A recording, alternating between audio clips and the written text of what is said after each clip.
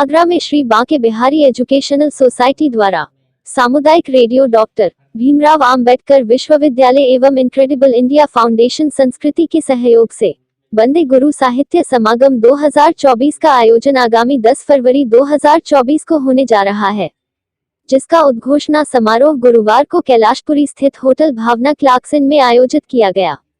वंदे गुरु साहित्य समागम 2024 की आधिकारिक घोषणा मुख्य अतिथि इनक्रेडिबल इंडिया फाउंडेशन संस्कृति चेयरमैन पूरन डाबर ने मंच से उद्घोषणा कर की।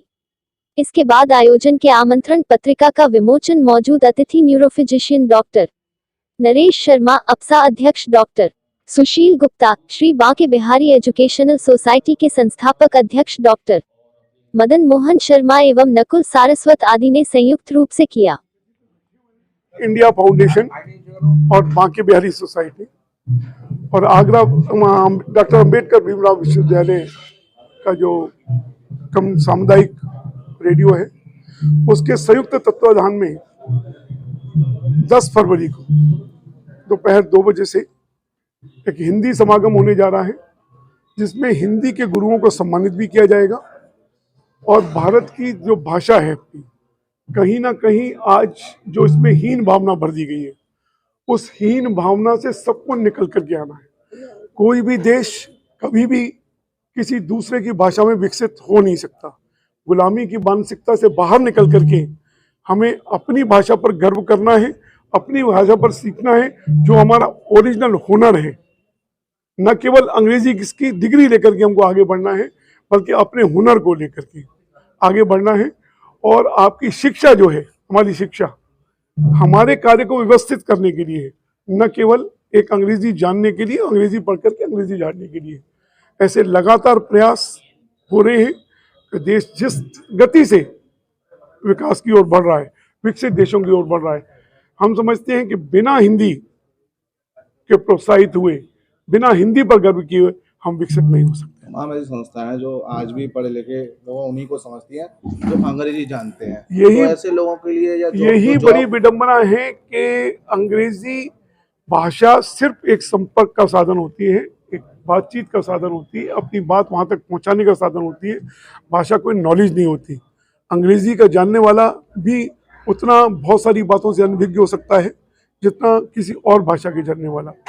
भाषा एक अपनी भाषा में हम जितनी जल्दी समझ सकते हैं, जितना बेहतर समझ सकते हैं, उतना किसी दूसरे की भाषा में नहीं समझ सकते, क्योंकि हम उसी में स्वप्न देखते हैं, वही हमारी माँ ने सिखाई है, वही उसी में हम पढ़े बने हैं। तो उसी में ही अपने हुनर को सीखा जा सकता है, अपनी शिक्षा को सीखा जा सकता है, उसी में समझा जा सकता है। इसी उद्देश्य को लेकर के लगातार आगरा में ऐसे प्रयास हो रहे हैं कि हिंदी के प्रति जो हीन भावना अभी तक बनी गई है, उससे बाहर निकाला जाए। ठीक है, कैसे मिलेगा? डॉक्टर सुशील गुप्ता, निदेशक न्यू पब्लिक स्कूल। हिंदी हमारी मातृभाषा है और अब जब से मोदी जी ने इसको आगे बढ़ाने का सोचा है, मुझे पूरी उम्मीद है कि आने वाले समय में हमारी राष्ट्रभाषा को पूरा सम्मान मिलेगा।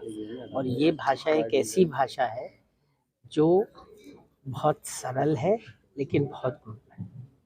जिस तरह से हम अपने भावनाओं की अभिव्यक्ति अपनी भाषा में कर सकते हैं, क्योंकि पैदा होते ही हमें हिंदी भाषा में ही हमारी माँ, हमारी दादी, हमारे दादा हम लोगों को सिखाते रहे हैं, समझाते रहे हैं।